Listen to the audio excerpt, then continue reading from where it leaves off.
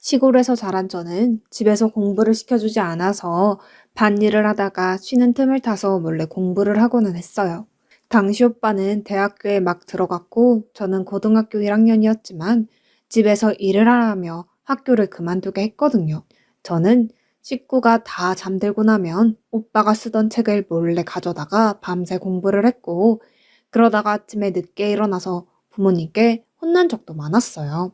엄마는 입버릇처럼 집안에 남자가 잘 돼야 여자들이 편한 거라며 남자들 잘 되라고 열심히 밀어주면 그게 나한테도 좋은 거니까 괜히 네가 공부하겠다고 나서지 말라고 하셨지만 저도 공부를 해서 뭔가가 되고 싶었어요. 그러다가 여름방학에 집에 온 오빠가 부모님을 설득해서 제가 공부할 수 있게 해줬어요. 지숙은 똑똑하지 않나요? 자기가 안 하겠다면 몰라도 저렇게 공부에 관심이 많은데 할 수 있게 해주세요. 저도 도울게요. 그렇게 저는 고등학교 검정고시 공부를 할 수 있게 됐어요. 너무 감격해서 오빠한테 고맙다고 했죠. 대학에 가보니 내가 얼마나 생각이 좁았는지 알게 됐어. 너도 열심히 해서 꼭 대학 가. 알았지? 저는 오빠 말대로 농사일을 도우면서 밤을 새워가며 공부를 했어요. 그 결과 검정고시에 합격하고 대학에도 갈 수 있게 되었죠. 그러자 부모님도 인정해 주시고 제가 공부를 마칠 수 있게 도와주셨어요. 저는 대학 졸업 후 초등학교 선생님이 되어서 어느 지방 학교에 6학년 담임으로 가게 됐어요. 그것도 제가 잘한 만큼이나 시골이더라고요. 그래서인지 그곳의 아이들이 더 각별하게 느껴졌고 저 어릴 때를 보는 것 같아서 하나라도 더 챙겨주고 싶었죠. 그 중에서도 눈에 띄는 아이가 있었어요. 반 애들한테 놀림을 많이 당하는 아이였는데 수업 시간이면 늘 피곤에 지쳐 자고 있더라고요. 손톱이며 옷이며 흙이 묻어 있는 걸 보고 이 아이도 밭일을 돕는구나 짐작했어요. 무엇보다 가끔 도시락도 못 싸오는 게 마음에 걸렸어요. 한 번은 복도에서 아이들에게 둘러싸여 놀림을 받고 있길래 봤더니 신발에 구멍이 나서 벗겨져 있더군요. 선생님, 박경희 신발 빵꾸 났는데 그거 그냥 신고 왔대요. 하나이가 저를 보면서 큰 소리로 말하며 자기가 엄청 잘못된 걸 저한테 알려주는 것처럼 자랑스러운 표정을 지었어요. 저는 아이들을 반으로 들어가게 하고서 그 아이를 교무실로 불렀어요. 뒤에서 아이들이 킥킥거리며 지켜보고 있었죠. 저는 아이에게 제 슬리퍼를 줬어요. 여유분을 갖고 있었거든요. 아이는 놀라서 눈이 동그랗게 커졌어요. 신발이 떨어진 건 오래돼서 그런 거야. 잘못된 게 아니야. 그리고 오늘 선생님하고 점심 먹을래? 선생님이 밥을 많이 싸워서 혼자 못 먹을 것 같아. 아이는 여전히 어안이 벙벙한 표정이었지만 고개를 끄덕였어요. 그날 제가 경이라는 아이에게 슬리퍼를 빌려주고 점심을 같이 먹었다는 얘기가 반 아이들 사이에 퍼졌어요. 저는 다음 날에도 눈치껏 경이가 점심을 못 싸오는 것 같으면 교무실로 불러서 밥을 같이 먹고 남은 참고서를 주기도 했어요. 그렇게 시간이 지나자 더 이상 아이들은 경희를 놀리지 않더군요. 오히려 선생님하고 친해서 좋겠다며 말 거는 애들도 생겼어요. 경희는 2학기 때부터 성적이 쑥쑥 오르더니 어떤 과목은 100점을 맞기도 했죠. 저는 교무실에 온 경희한테 칭찬을 했어요. 경희 정말 대단하다. 집안일도 도우면서 공부도 잘하네. 그 말에 아이는 눈빛이 반짝거렸어요. 제가 있던 곳이 워낙 시골이다 보니 많은 아이들이 집에서 밭일 도우며 학교를 다녔지만 경희처럼 일을 많은 애는 없더라고요. 조금도 자기 시간이 없이 거의 일만 하는 아이였어요. 저에게 칭찬을 받은 후부터는 쉬는 시간에도 책을 펴놓고 틈틈이 공부를 하더군요. 그리고 6학년 마지막 시험에서는 반에서 3등이라는 좋은 성적을 거뒀는데요.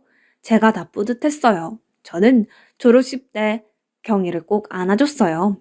경희는 뭘 해도 해낼 수 있어. 선생님은 믿어. 선생님, 그동안 정말 감사했습니다. 라며 얼굴이 눈물 범벅이 된 경희를 보며 저도 눈물이 나더라고요. 거기서 반년 정도 더 있다가 결혼을 하게 되면서 서울로 올라왔어요. 남편은 중학교 교사였어요. 저나 남편이나 그 당시에는 결혼이 좀 늦은 편이었어요. 시어머니는 제가 나이도 있는데 밖에서 일하지 말고 집에서 남편 내조 잘 하면서 아이를 가지라고 난리였어요. 저도 아이를 빨리 가지고 싶어서 그렇게 하기로 했죠. 결혼하고 1년쯤 후에 임신을 하게 됐는데 그때부터 남편에게 조금 이상한 낌새가 있었어요. 학교에서 숙직을 한다고 하며 집에 안 들어오는 날이 늘었거든요. 제가 아무리 생각해봐도 그렇게까지 숙직이 자주 돌아오지는 않을 것 같았어요. 저도 학교가 어떻게 돌아가는지 알고 있었으니까요. 여보, 당신 학교는 숙직이 왜 이렇게 자주 돌아와? 혹시 숙직 빠지는 선생님들이 있고 당신이랑 몇몇 선생님들만 계속 돌아가면서 서는 거야? 그런 거면 부당하잖아. 그런 거 아니야. 우리 학교가 선생님들 숙직을 좀 많이 세워서 그래. 당신 걱정하는 그런 일 없으니까 염려 마. 라며 안심시켰지만 그래도 걱정이 되는 건 어쩔 수 없었어요. 이렇게 자주 숙직을 하면 몸도 상하겠다 싶었죠. 그래서 또 숙직이 돌아왔을 때 저는 밥이랑 반찬을 넉넉히 해서 학교로 가지고 갔어요. 다른 선생님들도 같이 먹을 수 있게요. 그런데 학교에 남편이 없다는 거였어요. 제가 분명 오늘 다른 선생님들하고 숙직 선다고 했다는 얘기를 하자 수희 선생님은 고개를 갸우뚱하며 저를 숙직실까지 데리고 갔어요. 김민섭 선생은 분명 숙직이 아닐 텐데요. 그리고 이 학교는 숙직 많이 안 세워요. 제가 알고 있는 얘기와 완전 달랐죠. 저는 설마하는 불안감에 가슴이 두근거렸어요. 숙직실에는 젊은 남자 선생님만 한 명 있었어요. 김민서 선생님은 오늘 끝나자마자 나가셨는데요? 라며 제 눈치를 보길래 저도 제가 착각했나 봐요. 죄송합니다. 라고 하며 얼른 나왔어요. 이게 도대체 어떻게 된 일인지 남편은 어디에 간 건지 알 수가 없었어요. 그저 얼른 집에 가야겠다는 생각만 하는데 숙직실에 있던 선생님이 쫓아 나오더군요. 사실 이런 말씀 드리면 안 되는데 어쨌든 알리기는 해야 될 것 같아서요. 라며 시작한 얘기에 저는 기가 막힐 뿐이었어요. 남편이 다른 학교 몇몇 교사와 올려서 도박판에 간다는 거였어요. 저랑 몇몇 선생님들은 다 알고 있는 사실인데 이걸 학교에서 알면 가만히 안 있을 테니까요. 판돈도 꽤 큰 걸로 알고 있어요. 사모님 홀몬도 아니신데 계속 이렇게 속이고 도박판에 다니는 건 아니지 싶어서 말씀드리게 됐어요. 저는 믿을 수가 없었어요. 남편이 조금 무뚝뚝하기는 했어도 누구보다 성실했거든요. 그런 사람이 도박이라니. 누가 모함이라도 하는 거 아닌가 싶었어요. 하지만 곧 집에 깡패 같은 사람들이 돈을 갚으라고 들이닥치는 걸 보고 다 사실이었구나 실감하게 됐죠. 그때는 제가 임신 8개월이었어요. 당신 어떻게 이럴 수가 있어? 학교 선생님이 도박이라니. 우리 아이 태어나는 날도 얼마 남지 않았는데 이제 어떻게 할 거야? 그것보다 학교에 알려지면 어쩌려고 그래? 그래서 말인데 형님한테 돈 좀 빌릴 수 없을까? 당장 필요한 거 얼마라도 말이야. 나 학교에 알려지면 정말 끝장이야. 응? 여보 부탁이야. 아니 그걸 왜 우리 오빠한테 얘기해? 차라리 어머님한테 말씀드려. 그게 더 낫지 않겠어? 당신은 내가 엄마한테 망신 당하는 게 그렇게 보고 싶어? 그리고 나이 드신 분한테 꼭 걱정을 드려야겠어? 우리 해결할 수 있는 선에서 해결하면 되지. 걱정 끼치는 게 싫은데 도박을 해? 지금 말이 앞뒤가 안 맞는 거 알지? 이 돈은 우리끼리 해결 못해. 그러니까 형님한테 좀 빌리자고. 우리가 조금씩 갚아 나가면 되잖아. 그런데 당신 갑자기 왜 이렇게 잔소리야? 내가 도박하고 돈 좀 잃었다고 사람 우습게 보는 거야? 아내가 뭐 하는 사람인데 이런 힘들 때일수록 더 힘도 못 쏟아주고 격려해줘야 되는 거 아니야? 당신 이런 사람이었어? 라는데 정말 어이가 없었어요. 아이는 곧 태어나고 수중에 돈은 없고 걱정이 이만저만 아니었어요. 어떻게든 도박업자들이 집에 오는 걸 막아야 했어요. 저는 별 수 없이 오빠에게 돈을 빌렸어요. 남편이 도박 빚을 졌다는 말은 차마 할 수 없어서 급하게 쓸 곳이 있다고만 했죠. 아이 태어날 때 되니까 돈 들어갈 곳이 많지. 나도 주변 봐서 다 알아. 돈은 천천히 갚아도 돼. 라며 별만 않고 빌려주는 오빠가 너무 고마웠어요. 저는 그 돈과 적금을 해약하고 남편 빚의 일부를 갚았어요. 그래도 여전히 남편 빚은 많이 남았더라고요. 앞으로 어떻게 해야 될지 걱정이 되어서 잠이 안 오더라고요. 저는 결국 궁리 끝에 집에서 공부방을 열었어요. 아는 분들 소개로 학생들이 하나둘 모였고 저는 성심성의껏 아이들을 가르쳤어요. 다행히 학부모들이 마음에 들어해서 입소문이 났어요. 그래도 곧 아이를 출산해야 돼서 그 사이에 학생들이 떨어져 나가면 어쩌나 걱정이 됐어요. 저는 학부모들한테 아이 낳고 딱 한 달만 쉴 테니 그동안만 좀 봐달라고 했어요. 대신에 공부방 문은 열어놓을 테니까 아이들이 언제든 와서 공부해도 된다고요. 대부분의 학부모들이 이해를 해주셔서 한시름 놓을 수가 있었죠. 시어머니는 집에 와서 아이들이 오는 걸 보고 눈살을 찌푸리셨어요. 아무리 아이가 태어나면 돈 들어갈 때가 많다고 하지만 뭐 이렇게까지 억척스럽게 돈을 버냐? 너 사람이 욕심이 지나치면 못 쓰는 거야. 남편이 따박따박 벌어다 주잖아. 정말 당신 아들 도박빚이 집 한 채 값이라는 말이 목구멍까지 올라왔지만 꾹 참았어요. 남편이 시어머니한테 말하지 말아달라고 신신당부를 한 것도 있고 저도 괜히 걱정만 하실 것 같아서 그랬죠. 그렇게 시간이 갔고 저는 딸을 낳은 후에도 공부방을 계속했어요. 제가 하는 공부방에서 1등 하는 아이도 나오고 애들 성적이 전반적으로 오르기 시작하자 자기 아이도 봐달라는 학부모들이 늘어나더라고요. 일주일에 2번만 하던 걸 매일 하는 걸로 바꿨고 제 수입으로 빚을 갚으며 생활을 할 수 있었어요. 그렇게 몇 년이 지나 빚을 얼추 다 갚았다고 생각했는데 남편이 또 다른 곳에서 도박빚을 가지고 왔어요. 저는 정말 지칠 대로 지쳤어요. 당신 도박 안 하기로 했잖아. 근데 또 이런 일을 벌이면 어떡해? 이제 나도 모르겠어. 당신이 알아서 해. 실수였어. 정말 다시는 안 한다고 했는데 전에 있던 학교 물리 선생이 불러서 갔다가 거기 잠깐 앉아만 있다가 온다는 게. 한 번만 도와주면 내가 정말 2번 다시 이런 일 없게 할게. 몰라. 이번에도 당신 손 놓고 있으면 나도 아무것도 못해. 당신 정말 이럴 거야? 우리 영은이는 어떻게 하고 우리 집은? 이럴수록 우리가 힘을 합쳐서 위기를 극복해야지. 당신 이럴 때마다 진짜 정이 뚝뚝 떨어진다. 뭐? 그건 내가 할 말이야. 영은이 걱정되는 사람이 어떻게 또 도박을 해? 나야말로 없던 정도 다 떨어지겠다. 저와 남편은 그날 크게 싸웠고 다음날 이른 아침 남편은 말도 없이 출근해 버렸어요. 저와 싸운다고 해결되는 일이 아니라는 걸 저도 알고는 있었어요.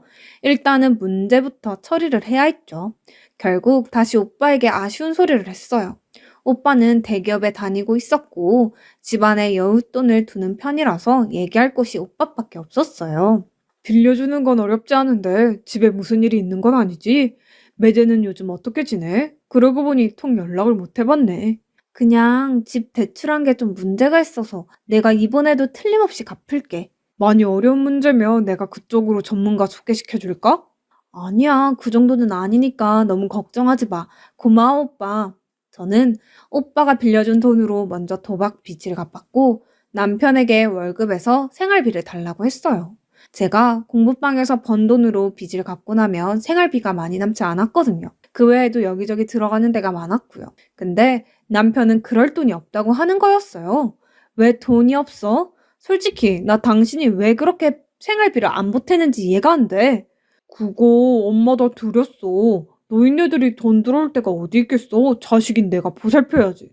정말 기가 막혔어요. 자기 치부는 숨기고 어떻게든 자기 부모한테 괜찮은 아들 노릇만 하려고 하니 이건 아니다 싶었어요. 안 돼. 빚 갚아야 돼. 생활비 모자라. 시댁에 드리는 돈을 좀 줄여서라도 생활비에 보태줘. 라고 하자 남편은 버럭 소리를 지르며 주던 걸 어떻게 줄인다고 해. 제정신이야? 그럼 당신이 학생을 더 받으면 되잖아. 당신은 우리 부모님이 그렇게 우스워? 라며 또 적반하장으로 난리를 쳤어요. 도저히 말이 통하지 않았죠. 어쩔 수 없다고 생각한 저는 시어머니를 따로 만나서 그동안 있었던 일을 털어놓았어요. 그런데 시어머니는 더 기막힌 소리를 하는 거였어요. 그럼 네가 공부방 학생을 더 받으면 되지. 무슨 문제냐? 남자가 노름 좀 한 거 가지고 그렇게 잡으면 안 되지. 네가 평소에 얼마나 뻐꾸면 여태 다른 건 쳐다도 안 보는 애가 그런 걸 다 할 생각을 했겠어? 아무리 말을 해도 통하지 않았고 저는 결국 빈손으로 돌아왔어요. 집에 오니 그새 시어머니가 남편하고 통화를 했는지 한바탕 난리를 치더군요. 당신이 뭔데 내가 도박을 한 해 만에 엄마한테 얘기를 해? 내가 그랬지. 절대 얘기하지 말라고. 어떻게 이렇게 신용이 없어? 난 당신 같은 사람하고는 더는 못 사니까 당장 나가. 뭐? 말 다 했어? 내가 오죽 답답하면 가서 얘기했겠지. 나가라고? 그럼 내가 못 나갈 줄 알아? 이혼하고 혼자 아이를 키우는 게 겁이 나서 여태까지 참았지만 더는 가만히 있을 수 없었어요. 남편은 제가 짐을 챙기기도 전에 제 물건들을 집 밖으로 내던졌고 저는 딸을 안고서 허둥거리며 나와야 했죠. 시댁에서도 저한테 냉담했어요. 남편 저렇게 만든 건 저라고요. 거기다 한술 더 떠서 제가 아들이 아니라 딸을 낳아서 이런 일이 생겼다는 거였어요. 갈 데도 없고 어째야 될지 몰라서 일단 여관을 잡았는데 어떻게 오빠가 알고 찾아왔어요. 오빠는 제가 큰 돈을 2번이나 빌려가는 게 이상해서 남편에 대해 알아봤다고 하더라고요. 우리 집에 가자 지수가. 그동안 고생 많았다. 저는 오빠 품에 안겨서 눈물을 터뜨렸어요.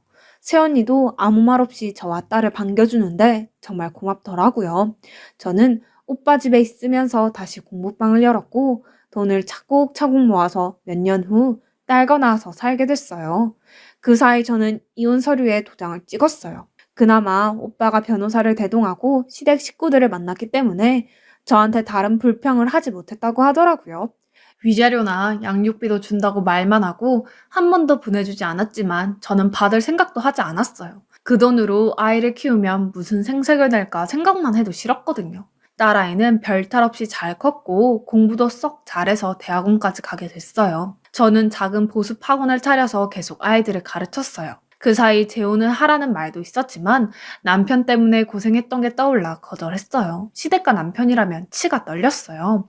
그러다가 오빠 몸에 이상이 생긴 걸 알게 됐어요. 젊을 때 일한다고 몸을 혹사시켜서 비알코올성 지방 간암을 앓고 있었는데 그게 나이가 들어서 간경화가 됐다는 거였어요. 간 이식을 해야 되는데 새언니는 몸이 너무 약해서 수술이 힘들었고요. 제가 간을 주겠다고 했지만 저도 간이 좋지 않아서 안 된다고 하더라고요. 오빠와 새언니 사이에는 아이가 없었기 때문에 다른 사람은 없었어요. 그런데 딸아이가 그 얘기를 듣고 엄마, 외삼촌 일인데 왜 나한테 말 안 했어? 일단 나도 적합한지 보고 되면 나라도 해야지. 삼촌이 우리한테 어떤 사람인데? 라며 얘기를 하더라고요. 딸아이가 간 검사를 받고 정신이 없는데 문제가 터졌어요. 전 남편이 제 이름으로 사채를 빌려서 도박을 하다가 돈을 몽땅 날리고 잠적했다는 거였어요.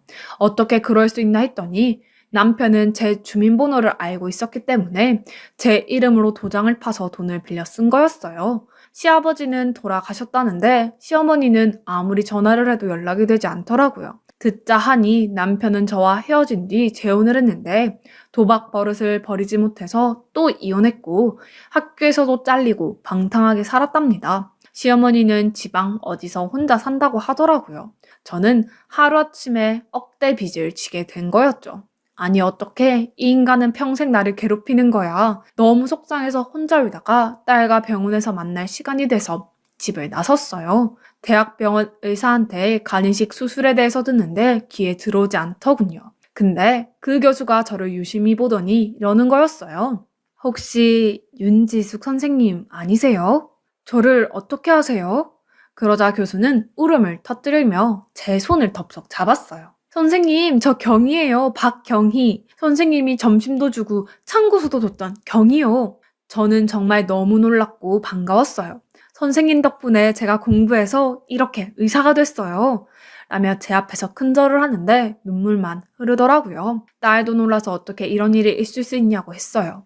경희는 오빠와 딸의 수술은 걱정하지 말라며 저를 위로해줬어요. 하지만 저는 전 남편 때문에 생긴 빚을 어떻게 해야 할지 몰랐어요. 아픈 오빠에게 말할 수도 없었고 어느 변호사를 찾아가면 좋을지 난감했죠. 경희가 식사를 대접하겠다고 해서 나간 자리에서도 걱정만 됐어요. 선생님, 무슨 일이 있으세요? 영 얼굴이 안 좋으세요. 건강은 괜찮으시죠? 저는 별일 없다며 얘기하다가 결국 그 문제를 털어놓았어요. 어머, 어떻게 그런 일이 있어요? 걱정 마세요, 선생님. 제 남편이 변호사예요. 라며 그 자리에서 자기 남편한테 전화를 걸었어요.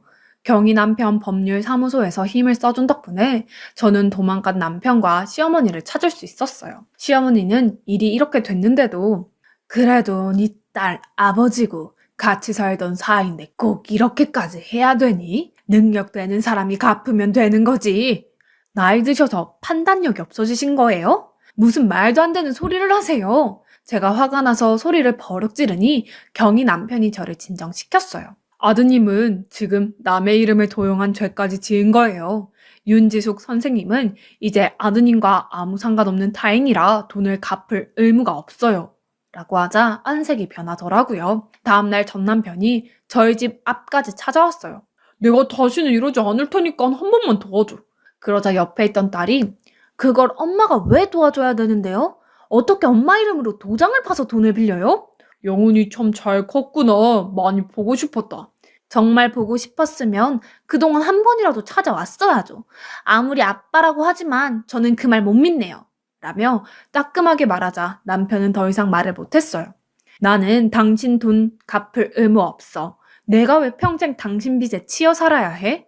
우리는 법적으로 다 정리된 사이니까 더는 이러지 마. 그럼 명의 도용 고소라도 하지 말아줘. 이렇게 부탁할게. 내가 안 한다고 해도 변호사가 내 돈 빌린 거 아니라는 걸 입증하려면 다 처리해야 된다고 했고 나도 당신 봐줄 생각 없어. 지금 그냥 넘어가면 당신은 또 이런 일 저지를 사람이야. 라고 매몰차게 말하고 딸과 돌아섰어요. 그 후 시어머니도 몇 차례나 저한테 부탁했지만 거절했어요.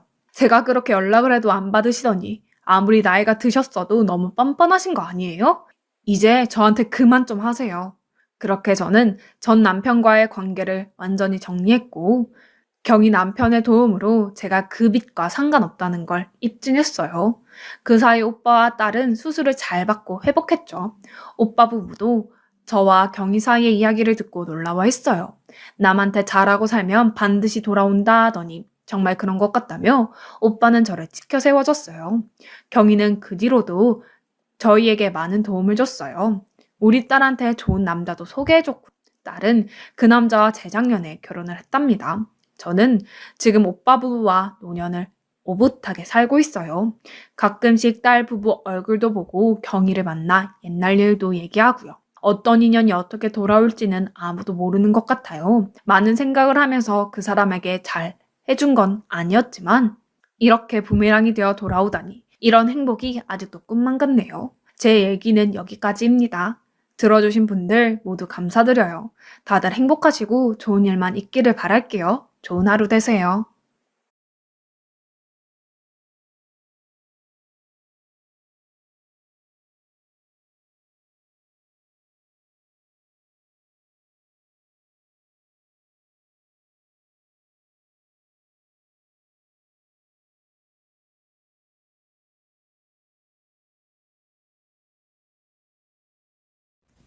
안녕하세요. 세상에 또라이들이 많다는 이야기를 정말 많이 들었어도 제 사촌 동생만큼 또라이가 또 있을까 싶어서 이렇게 사연을 보내봅니다. 저는 외동딸로 자라서 어렸을 때부터 사촌들과 사이가 굉장히 좋았어요. 아니, 사이가 좋다고 말하기보다는 가까운 사이로 지냈죠. 아빠 형제들끼리 굉장히 친하게 지냈고 그중에 작은 아빠의 딸인 지연이랑은 가까이 지냈습니다. 지연이는 어릴 때부터 워낙 질투가 많았고 자기가 가지고 싶은 것을 못 가지게 되면 미친 듯이 화를 내는 아이였어요. 그것에 지친 저는 지연이가 싫고 불편했지만 작은 아빠와 저희 아빠가 친하게 지냈고 서로 왕래가 잦았기 때문에 제가 싫다고 해서 지연이를 안 만날 수 없는 노릇이었습니다. 그렇게 고약하고 욕심 많은 성격 때문에 지연이는 어릴 때부터 늘 공부에서 1등을 했어요.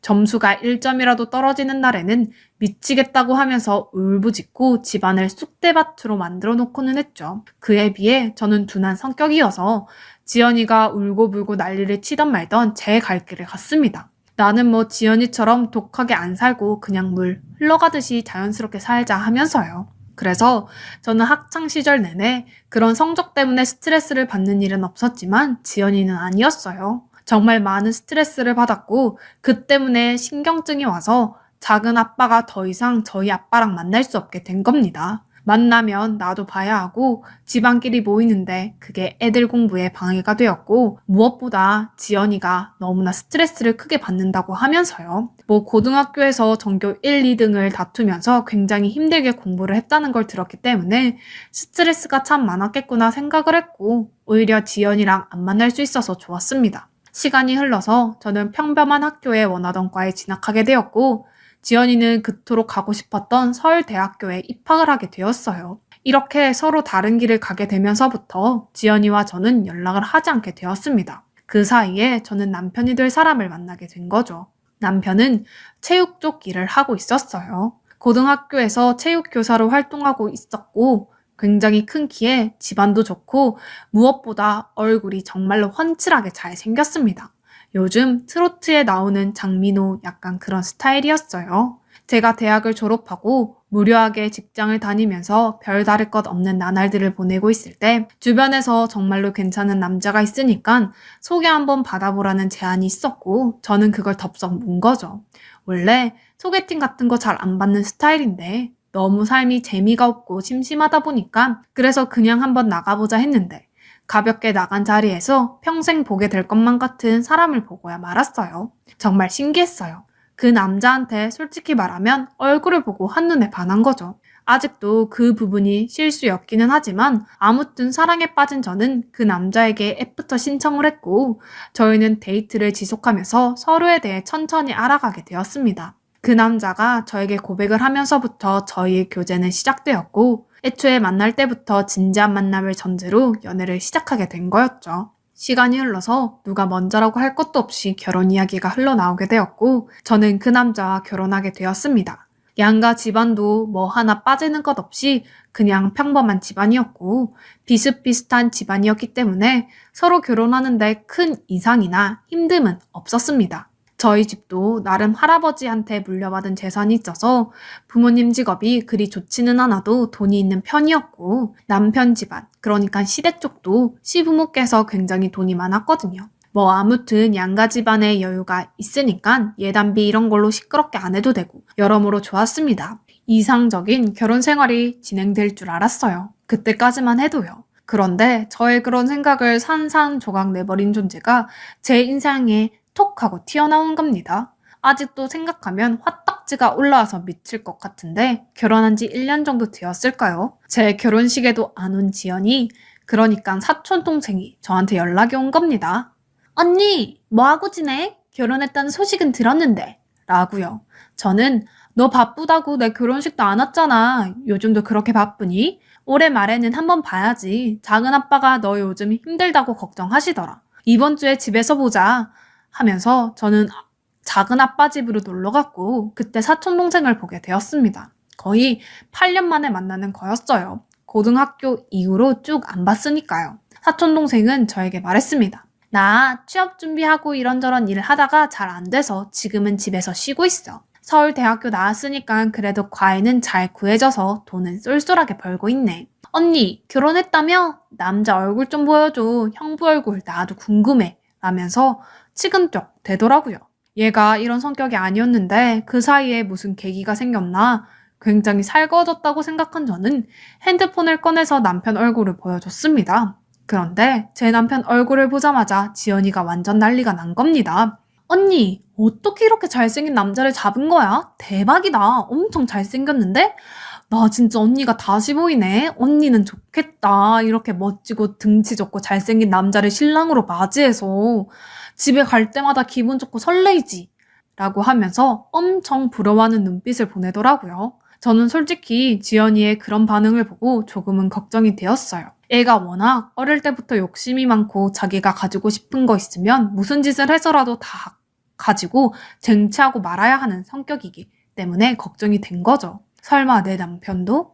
아니야, 그럴 리가 없잖아. 하면서 상상을 멈췄고 저는 지연이에게 밥 한번 같이 먹자고 말해 주었습니다. 지연이는 좋다고 하면서 날짜를 잡았고 그 날짜에 제 남편과 지연이 그리고 저 셋이서 밥을 먹으면서 굉장히 많은 대화를 나누었고 저희는 친해지게 되었어요. 그 뒤로도 지연이는 취업 준비를 하는 동안 스트레스 받는다고 스트레스 풀게 같이 놀자고 하면서 저희 집에 자주 놀러왔고 남편과 지연이의 사이는 더 가까워졌죠. 그러다가 지연이가 일자리를 잡았다고 하면서 저희 집에 놀러 오지 않게 되었고 그렇게 자연스럽게 연락이 끊겼습니다. 남들과 다를 것 없이 평범한 하루를 보내고 있던 저는 우연히 남편의 핸드폰을 보게 된 순간 모든 일상을 뒤집어버리는 일을 겪게 되었어요. 남편의 핸드폰에서 신상 백을 샀다는 문자의 내용이 있었어요. 저는 그걸 본 순간 이렇게 짠돌이인 사람이 어떻게 마음을 예쁘게 써서 나를 주려고 몰래 계획을 한 거야? 내 남편한테 이런 자상한 면모가 있었나? 엄청 감동인데? 하면서 설레는 마음으로 남편이 저에게 그 가방을 주기만을 기다렸습니다. 그런데 일주일, 2주일이 지나도 남편의 입에서 가방에 가짜도 안 나왔어요. 저는 혼란스러웠습니다. 왜 가방 산 걸 나한테 안 주는 거야? 하면서 발을 동동거렸고 제가 먼저 왜 가방 안 주냐고 말하면 핸드폰 몰래 본 게 들킬까봐 말도 못하고 진짜 답답한 상태가 지속되었습니다.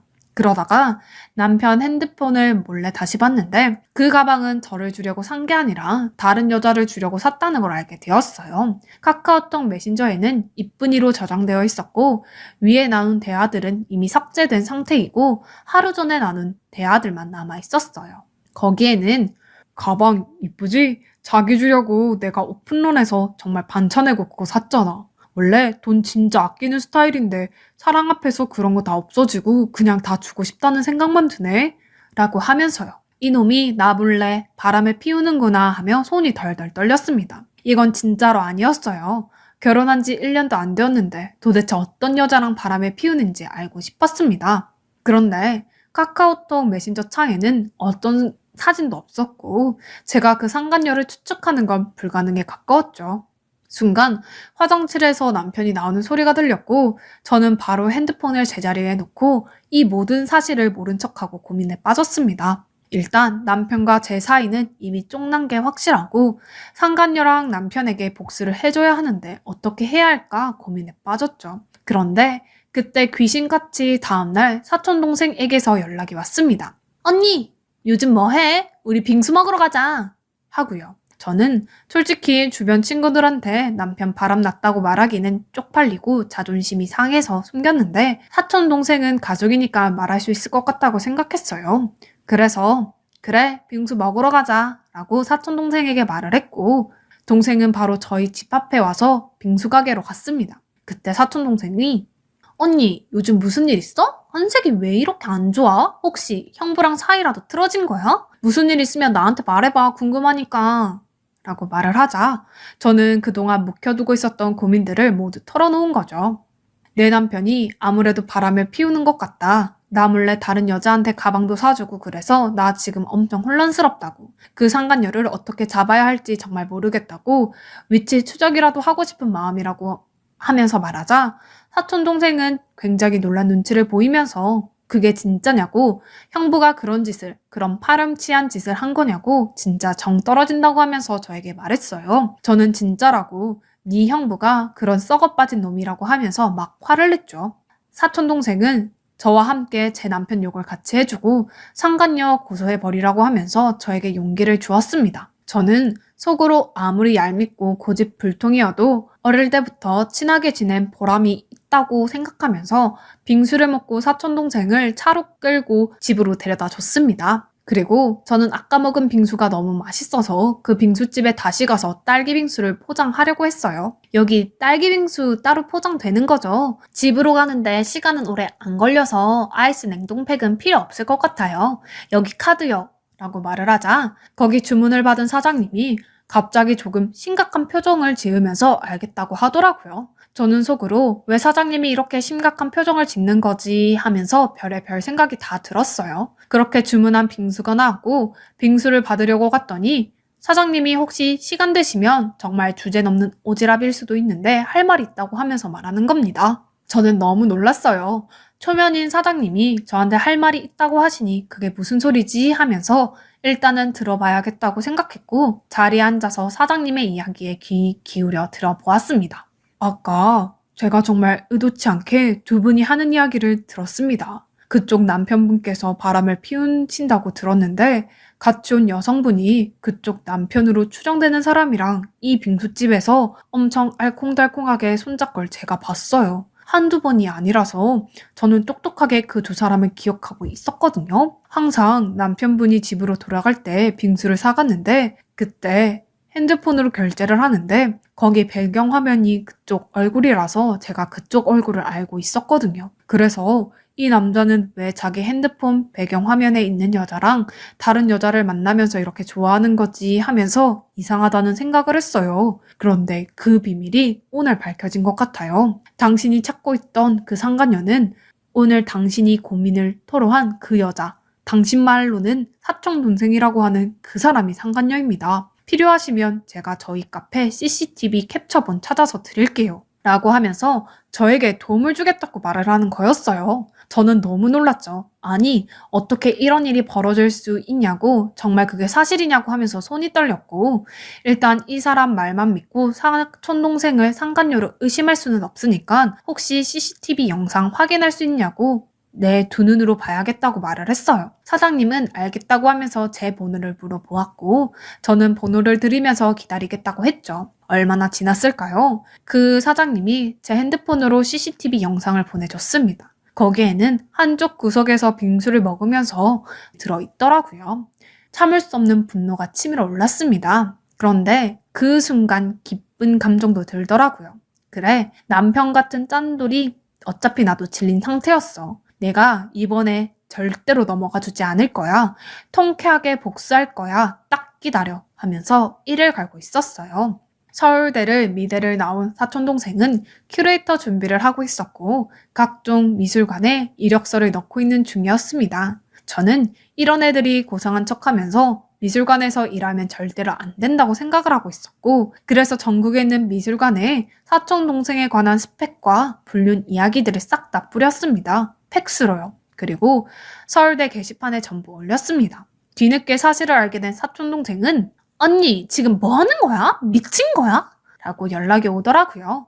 저는 말했습니다. 너야말로 미친 거 아니야? 남의 남편 빼앗았으면 이 정도 보복은 각오했어야지. 라고 말을 했어요. 사촌동생은 전화를 끊더라고요. 그런데 그날 밤 술을 진탕 마신 건지 술 취해서 전화가 와서는 나 어릴 때부터 가지고 싶은 건 가져야 했어. 그래서 항상 갖고 싶은 거 다 내 손 안에 넣고 살았는데 그랬는데 잘생기고 멋진 남자는 내 손에 안 잡히더라고. 그래서 나는 왜 그런 남자 못 만나지 하면서 고심하고 있을 때 언니의 남편을 본 거지. 세상에 이렇게 잘생기고 키 크고 멋진 남자가 있구나. 그런데 그런 남자가 언니 남편이라고? 나는 왜 안 되는데? 왜 언니는 되는데? 라는 생각이 머릿속을 지배했어. 그래서 결국 내가 언니 남편 꼬셨어. 무슨 말인지 알아? 나는 가지고 싶었던 거 가졌으니까 후회 없어. 어차피 취업하고 잘 먹고 잘 살면 끝이니까. 나는 서울대 출신의 잘 나가는 크리에이터로 성공할 거니까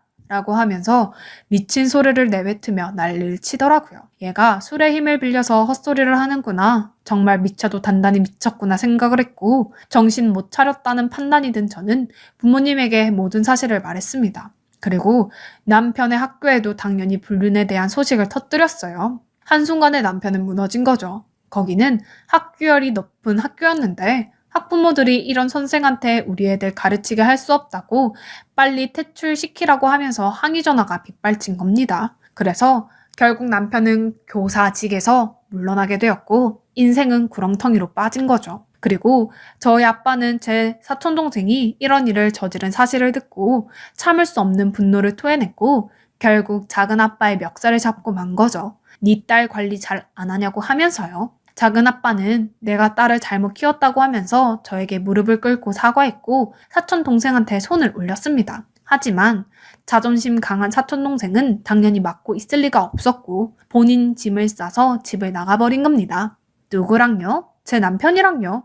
참 세기의 사랑이 납시였구나 생각을 한 저는 이것들을 싹 다 고소해버려야지 안 되겠네 싶었어요. 상간녀 소송, 이혼 소송 쌍으로 진행한 저는 변호사에게 최대한 빨리 처리하게 해달라고 말을 했고 급속도로 이혼이 진행되면서 저와 남편은 이혼을 했습니다. 이혼의 과정에서 카페 사장님의 결정적인 CCTV 증거물이 항목했고요. 그때 사장님이 괜찮냐고 하면서 저에게 연락을 했고 저는 덕분에 마음 정리 잘했다고 하면서 감사를 표했습니다.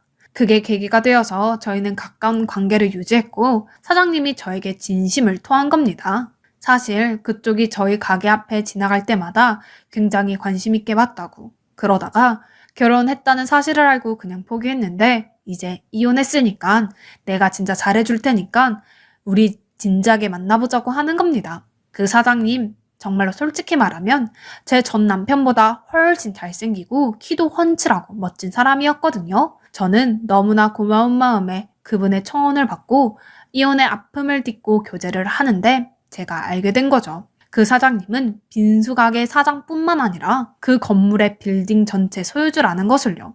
한순간에 저는 이혼하고 정말 평범한 중상층에서 거의 억소리 나는 부잣집의 여자로 들어가게 되었습니다. 그 사람은 저에게 너무나 잘해줬고 제주도도 비즈니스 클래스로 비행기 태워서 데려다주고 공항에 도착해서는 슈퍼카를 대동해서 여행을 갔어요. 그런데 웬수는 외나무 다리에서 만난다더니 전 남편과 사촌동생을 거기서 만난 겁니다. 사촌동생은 제 옆에 있는 그 잘생긴 사람을 보고 놀란 듯한 표정을 보였고 저는 그들을 무시하고 다시 그 남자와 오붓한 데이트를 즐겼어요. 다시 서울로 올라와서 일주일 정도 지났나? 갑자기 남자친구가 저에게 말하는 겁니다. 그 사촌동생이라는 애가 우리 가게에 와서 자기 번호를 물어봤다고요. 당신 사촌 언니랑 나랑 사귀는 거 모르냐고 알면서도 또 그 짓거리로 사람한테 상처 주려고 하는 거냐고 말하니까 사촌 동생이 우리 언니 맨날 잘생긴 남자 사귀는데 나 정말로 질투나서 도저히 견딜 수 없다고 그래서 당신한테 지금 저돌적으로 대시하는 거라고 했다고 그러는데 내가 따끔하게 한마디 했다고 하는 겁니다. 뭐라고 말했냐니까 당신 같은 여자는 평생 밑바닥에서 살아야 한다면서 아직도 네가 잘생긴 남자 꼬시는 판무파탈의 매력 넘치는 여자라고 생각하냐고 웃기지도 않다고 어디서 비빌 얼굴도 아니고 매주를 맨발로 밟은 것처럼 생겼다고 그래서 남자친구 뺏는 그 심리 모를 것 같냐고 하면서 모욕을 준 거죠. 사촌동생은 자존심 상해서 돌아가게 되었고 저는 그 얘기를 듣고 얼마나 웃었는지 몰라요. 뭔가 매주랑 사촌동생 얼굴이랑 비슷하게 생긴 것 같기도 하고 웃기면서도 정말로 빵 하고 터져버렸습니다. 자기 진짜 말 잘한다고 그래서 이런 카페 일도 잘하는 것 같다고 하면서 계속 웃었어요. 그 남자는 절대로 바람 안 피울 거라고 당신 전 남편이랑 나랑은 완전히 다른 사람이니까 내가 그걸 증명할 거니까 나만 믿으라면서 저에게 믿음을 줬습니다. 저는 진짜로 기분이 좋았습니다. 아무튼 그렇게 교제를 지속한 저희는 그 남자의 청혼에 결혼을 하게 되었고 저는 지금 일을 그만두고 지금은 제 남편이 된 그 사장님의 가게에서 카운터 일을 하면서 한가롭게 지내고 있네요. 부자 남편 덕분에 어디 가서 사모님 소리를 들으면서 행복하게 살고 있습니다. 그래서 저는 지금 제 인생이 너무나 좋습니다. 똥차 가고 벤촌다는 말이 진짜 뭔지 절절하게 깨닫게 되었어요. 그래서 저 지금 오히려 이혼한 게 정말 1000만 번 잘했다고 생각합니다. 이혼이 정말로 신이 저에게 준 선물 같아요. 그리고 서울대 출신 그 사촌동생은 뒤늦게 제가 각종 미술관에 사촌동생 관련한 서류를 보낸 걸 알고 지금 자기 취업 안 된다고 통곡을 하고 있고 학원 강사를 하려던 남편은 자기 불륜이 학원까지 쫙 퍼져서 취업이 안 되어서 하루하루 아슬아슬하게 지내고 있다고 합니다. 시댁에서는 자기 아들 바람나서 창피해 미치겠다고 하면서 돈줄을 완전히 끊어버렸다고 하네요. 참 기분이 좋네요. 두 사람을 쌍으로 파국으로 보내버린 것 같아서요. 그럼 지금까지 저의 긴 사연 끝까지 들어주셔서 정말로 감사합니다.